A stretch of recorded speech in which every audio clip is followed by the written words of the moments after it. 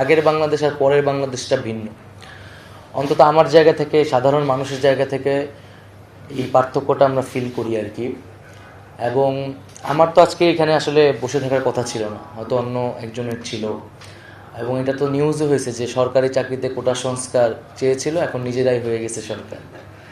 তো আমরা আমাদের যে আন্দোলন, সেই আন্দোলনের কিছু প্রিন্সিপাল ছিল, যে আমরা বলেছিলাম যে একটা মেধাভিত্তিক বাংলাদেশ আসলে আমরা গঠন করতে চাই।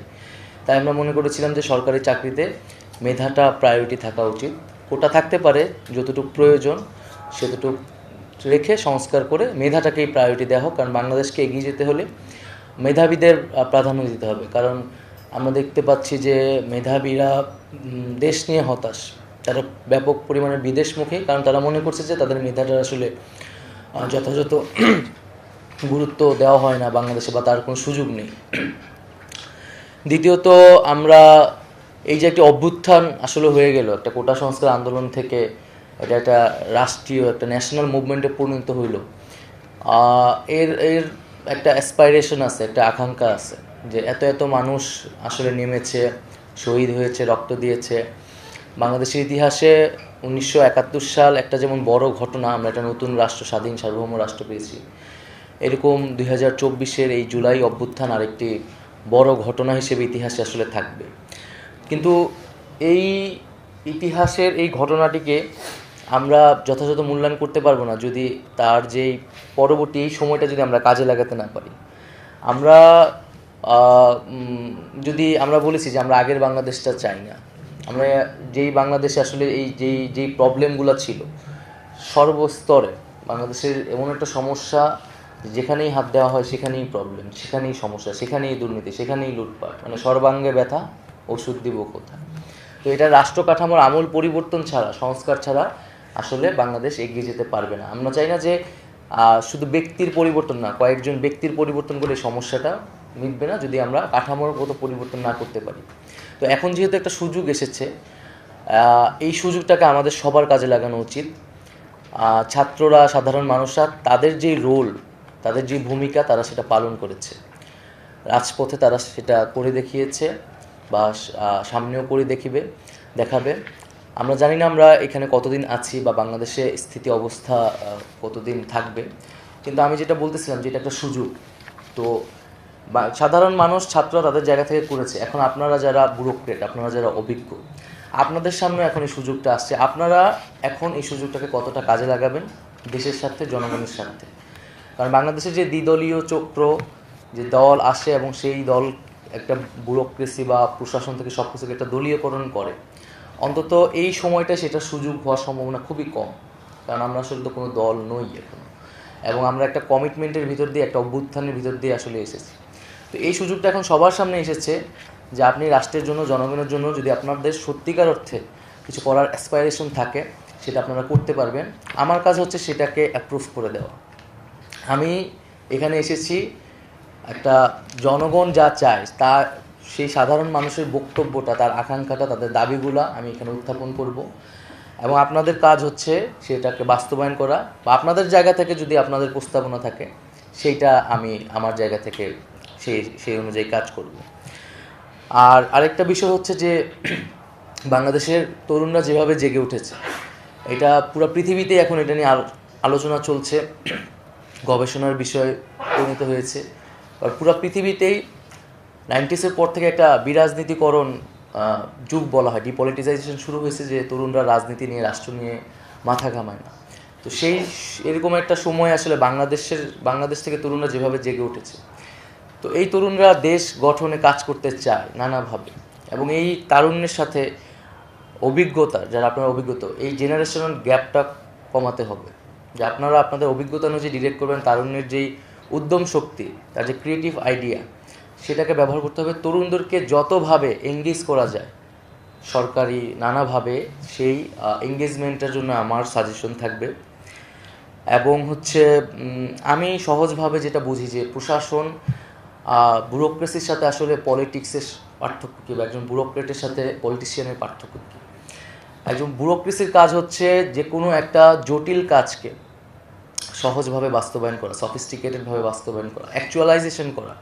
ব্যুরোক্রেসির কাজ না কোনো পলিটিক্যাল পজিশন নেওয়া,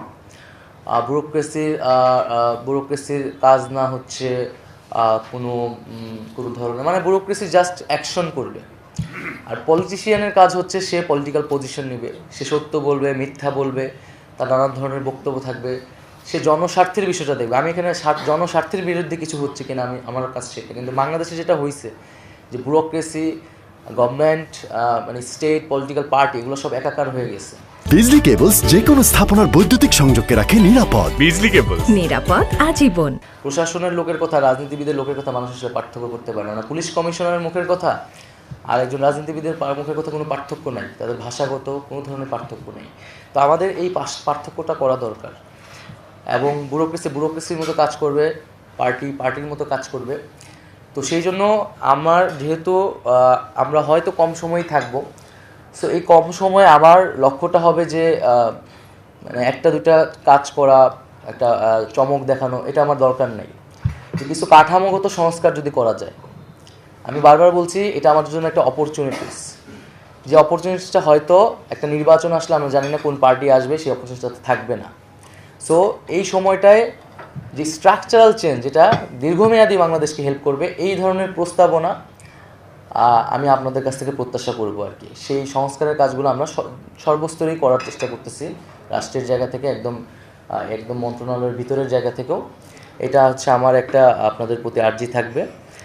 আর দ্বিতীয়ত হচ্ছে যে দুর্নীতির বিষয়টা, যে আমাদের দুর্নীতির একটা বড় সমস্যা। তো দুর্নীতির বিরুদ্ধে আমাদের অবশ্যই অবস্থানটা নিতে হবে।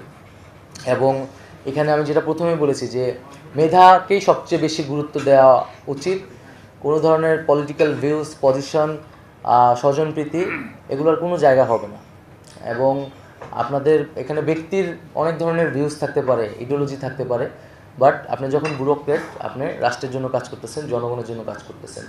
এবং ব্যুরোক্রেসি মানে সেটা নৈর্ব্যক্তিক, সেটা নিরপেক্ষ, এই জিনিসটা বজায় রাখতে হবে।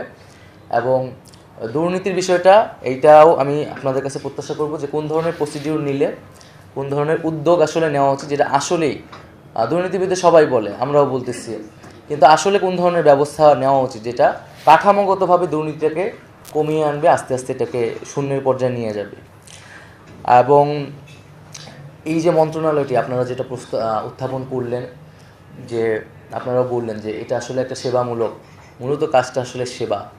এবং মুশফিকুর সাহেবও যেটা বললেন যে এটা কিন্তু একটা মৌলিক অধিকারে আসলে চাহিদায় পরিণত হয়েছে।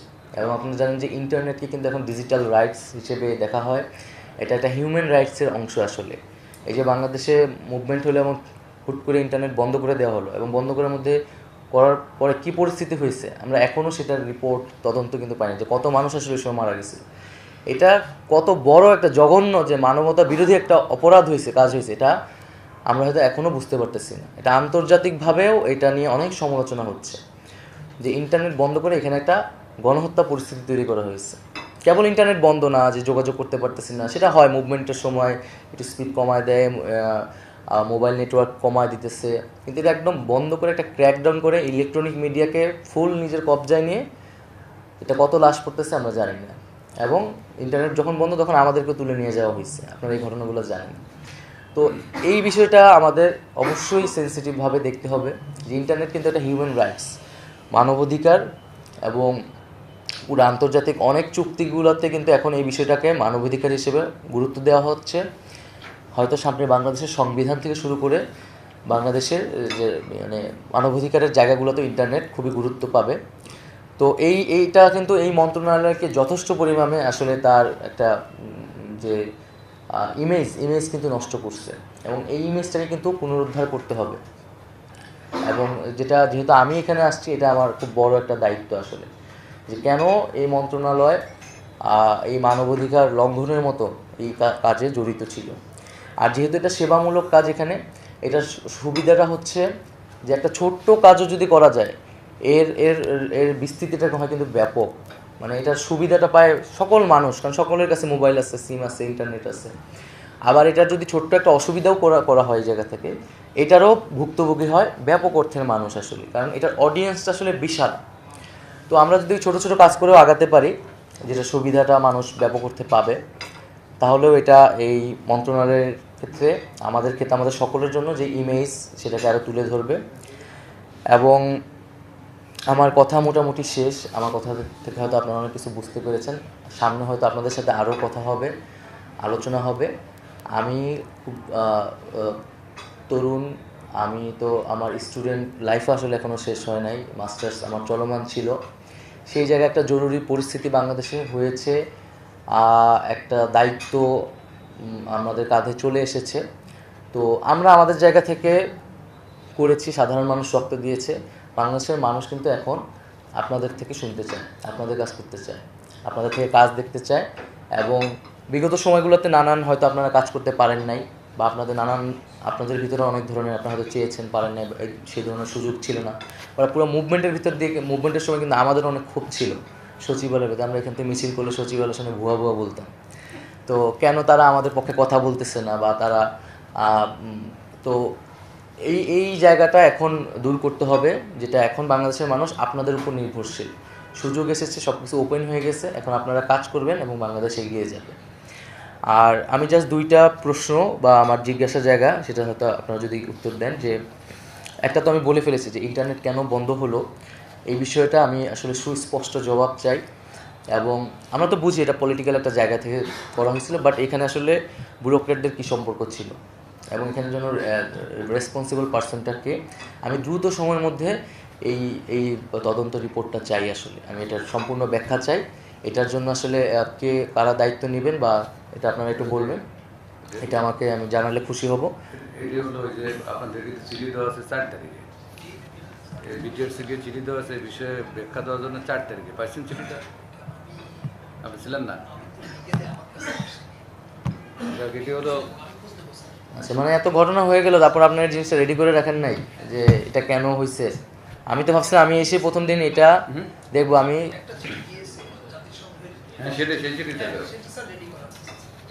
আচ্ছা, জাতিসংঘের জায়গা থেকে না, মানে আপনাদের প্রশাসনের জায়গা থেকে, যে আমি এটার ব্যাখ্যাটা জানতে আসলে কি হয়েছিল, একদম যেটা সত্য, যেটা যদি মন্ত্রী সাহেবের অর্ডারে হয়ে থাকে সেটা আপনারা বলবেন। যেখানে ব্যুরোক্রেটরা যদি যুক্ত থাকে বা তাদের অপারগতা থাকলে সেটা আপনারা উল্লেখ করবেন। হ্যাঁ, সেই অনুযায়ী আমি চাই দ্রুত সময়ের মধ্যে, এটা কত সময়ের মধ্যে আপনারা দিতে পারবেন? কত ডেডলাইন দেওয়া ছিল? আপনারা আগামীকালের মধ্যে পারবেন? হ্যাঁ, পারবেন। ঠিক আছে, তাহলে 24 ঘন্টার মধ্যে আমাকে একটা অন্তত প্রাথমিক ব্যাখ্যাটা আপনাদের প্রতিষ্ঠান থেকে আপনারা আমাদের কাছে আর কি এটা হাজির করবেন। আর দ্বিতীয়ত হচ্ছে যে ইন্টারনেট বিষয়গুলো পপুলার ডিমান্ডস, আমি আসার আগে যতটুকু মানুষের সাথে ইন্টারেকশন করেছি আপনারা তো আরও ভালো বলতে পারবেন, যে ইন্টারনেটের দাম কমানো নিয়ে কথা আছে, বিশেষত মেয়াদের বিষয়টা নিয়ে অনেক কথা আছে, যে ইন্টারনেট এটা আসলে সিম কোম্পানিগুলো মেয়াদ কেন থাকবে, বা এইটা নিয়ে আপনারা একটু বলতে পারেন খুব ছোট করে। আমরা হয়তো পরে এটা নিয়ে আলোচনা করবো আরও। আর আরেকটা হচ্ছে ইন্টারনেট এই ঘটনাগুলোর আগে যেই স্পিডে ছিল, এখন কি সেই স্পিডটা আবার ফিরে এসেছে কিনা? অনেকে বলছে আসে নেই এখনো। এই স্পিডের বিষয়ে বক্তব্য কি বিটিসিএল বলেন তো?